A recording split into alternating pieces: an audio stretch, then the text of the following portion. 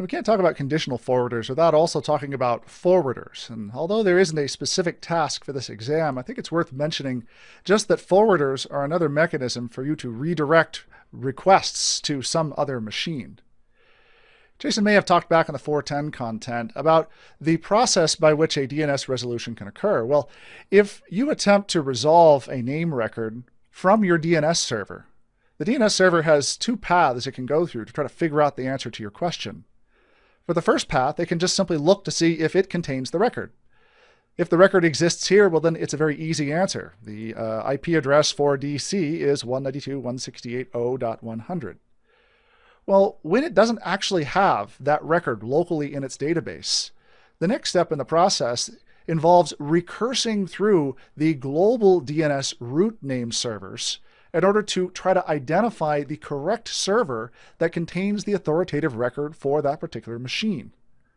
Now, one of the problems with that is that although it works and it's something that happens virtually every day on the internet, it's a process that can be relatively slow.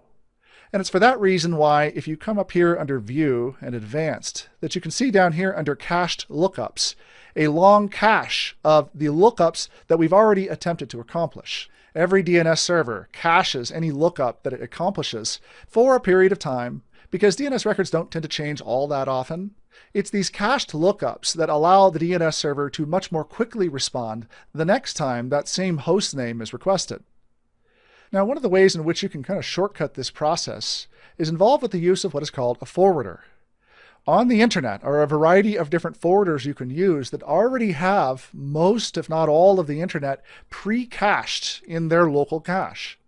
And so if you configure a forward lookup zone like company.pri here, or more specifically like the server, with a forwarder to one of the existing internet name servers, you can actually speed up the process of resolving these addresses that would otherwise take a little bit longer period of time.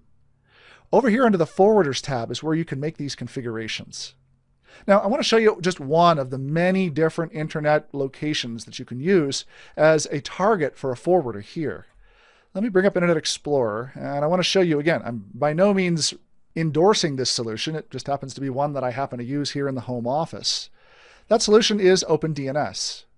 OpenDNS is just simply a solution that caches all of these records and also provides a mechanism to try to figure out which ones may actually be filled with very nefarious bad things to protect you against accidentally going to an IP address where those bad things can occur.